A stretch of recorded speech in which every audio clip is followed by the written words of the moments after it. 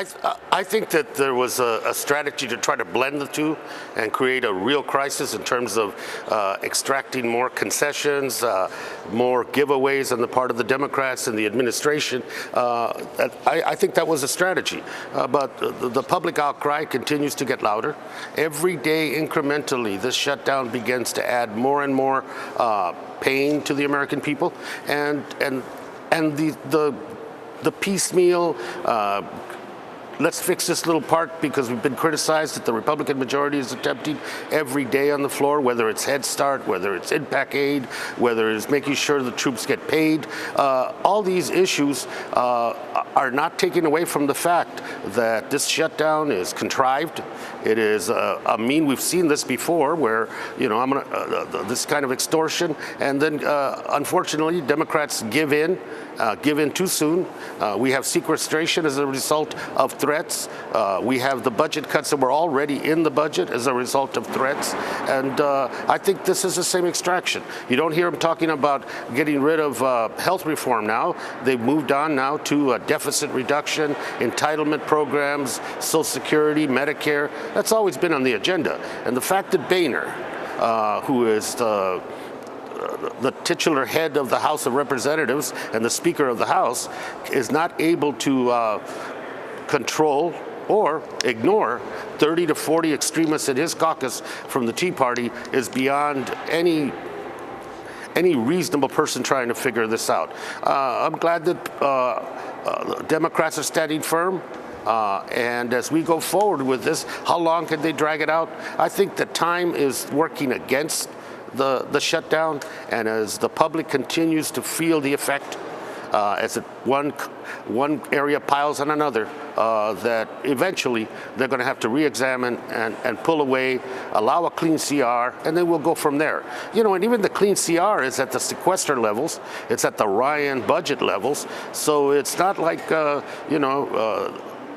there's a big gain there. It's basically, reasonable people saying we need to keep this government open, and then we'll fight that fight over the budget down the road. And Congressman, I'd like to ask you, you got arrested this week over the issue of immigration reform and basically the gridlock that's occurred on that issue as well. Do you have real hopes that you can still get immigration reform this year, given the battles over the budget and over the debt ceiling in the House of Representatives? Well, I think the fight over the debt ceiling and the budget is a harbinger of the fight over immigration. Those 30 to 40 to 45 Tea Party extremists have done nothing but try to block any effort with threats within their own caucus on immigration reform, comprehensive immigration reform. And it'll be the same scenario. So, demanding that Boehner allow a vote on the floor and let democracy work its will, that's going to be the goal. Am I optimistic? I am. I really feel that what I saw with the 25,000 people that were here the other day, and the fact that the urgency is still there, and now I think it's up to us and community organizations throughout this country to ratchet up the pressure. If this Congress is going to respond, it's going to respond to pressure. Intelligent debate, facts. Don't seem to move this Congress. So it's going to have to be public pressure. And those of us that got arrested, and what a privilege to be part of that day.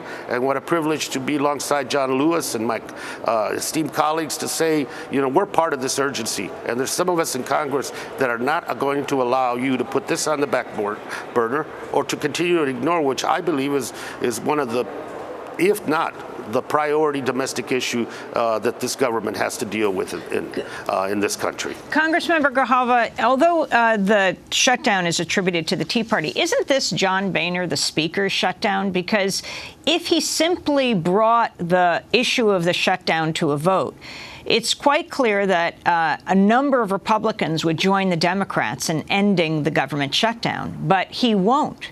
Can you explain why that is and why he, particularly this emphasis on the Speaker himself, is not more prominent?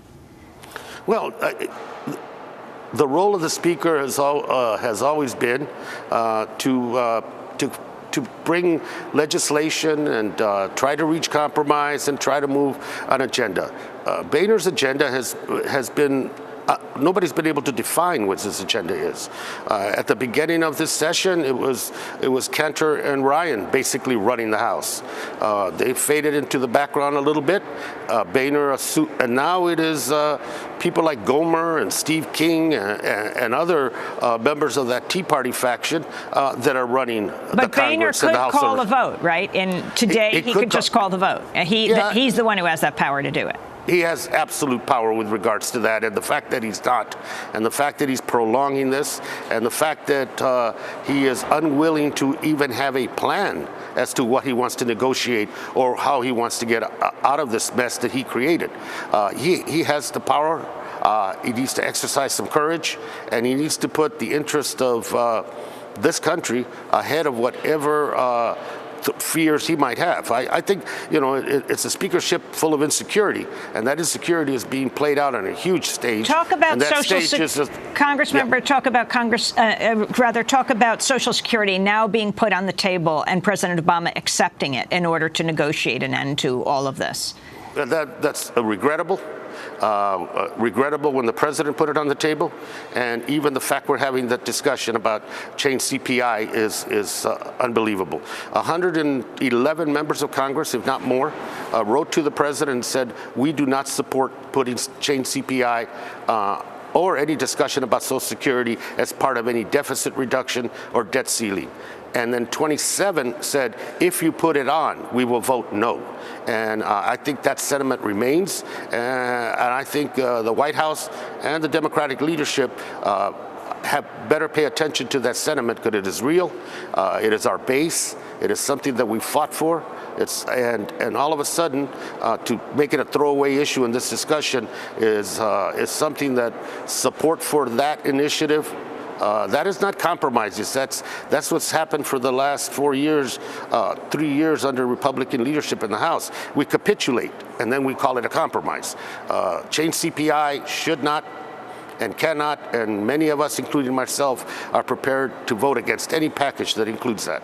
And we just have about a minute, but your response to this absurdity that with the shutdown, the national parks are closed to the public, but that private companies can continue to work in them to exploit the resources there? To drill? Yeah, those are public resources. We've had for the Interior Department sometimes seems like a real estate department, giving out drilling and excavation permits right and left. And so while concessionaires are closed, people cannot use the businesses, services, or scenery of our great national parks. They're locked out, and the workers are locked out of their jobs. Drilling goes on, and gas extraction goes on, and mineral extraction goes on. That's hypocrisy. And so if the hurt is to be on the public and the workers that are locked out, then those people making a profit off public lands of which they pay very little for, that resource, they need to be shut down as well. Congressmember Grijalva, has the insurance website in Arizona started to work yet? Yeah, it did, and we're going to get some numbers today. We worked really hard, in particular in the poorer areas of my district, of which I have too many. And we have 5 seconds. Yes, it's working. A dumb glitch and not having it bilingual assurances that's going to be corrected.